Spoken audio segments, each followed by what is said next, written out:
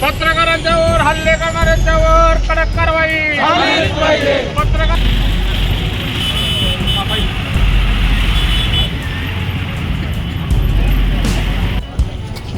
पत्रकारावरती हल्ला करणाऱ्या आरोपीला शिक्षा पत्रकारावरती हल्ला करणाऱ्या आरोपीला शिक्षा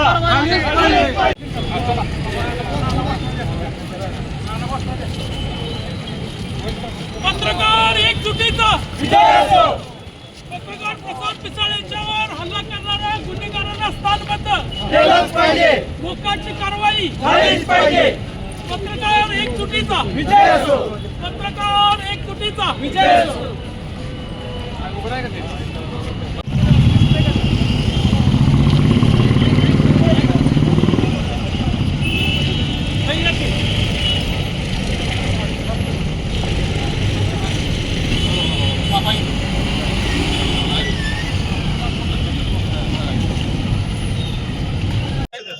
आमची एक मागणी आहे की आपल्या अधिकारात आहे या गुन्हेगारांना स्थान पद्धतीची कारवाई करणं शक्य आहे. यांच्या बाकीच्या कारवाईंचं रेकॉर्ड करावं आणि याचं पर्यवेक्षण करत आहोत.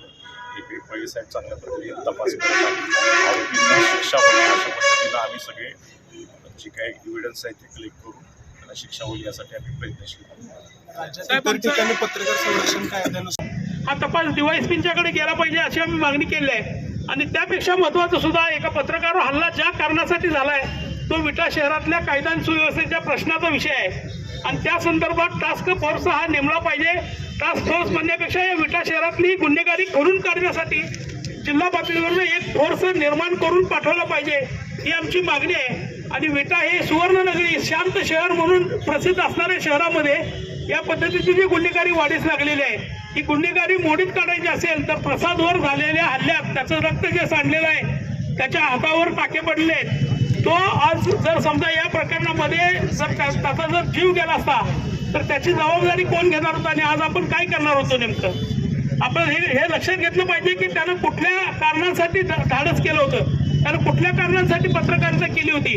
तुम्हाला त्या गोष्टीची किंमत आहे म्हणून तुम्ही सगळे विटा शहरातील नागरिक आलात पण जिल्हा पोलीस प्रमुखांना या गोष्टीची किंमत आहे का नाही या शहराच्या DYSPला या गोष्टीची किंमत आहे का नाही त्यांना या प्रकरणामध्ये तपास करायचा आहे की नाही का फक्त नाटक करायचं आहे हे सगळं या प्रकरणामध्ये दिसणार आहेत.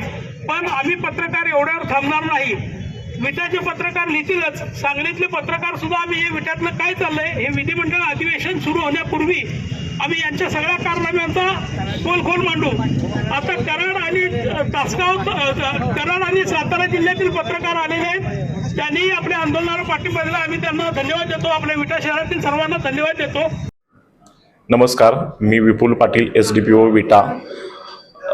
विटा शहरामध्ये 12/2/2025 रोजी सायंकाळी 7:45च्या सुमारास दोन अज्ञात व्यक्तींनी प्रसाद पिसाळ जे जिओ मराठीचे संपादक आहेत त्यांच्या कार्यालयात जाऊन त्यांना जीवे ठार मारण्याच्या उद्देशाने त्यांच्यावरती रॉडने व कोयत्याने हल्ला करण्यात आला होता.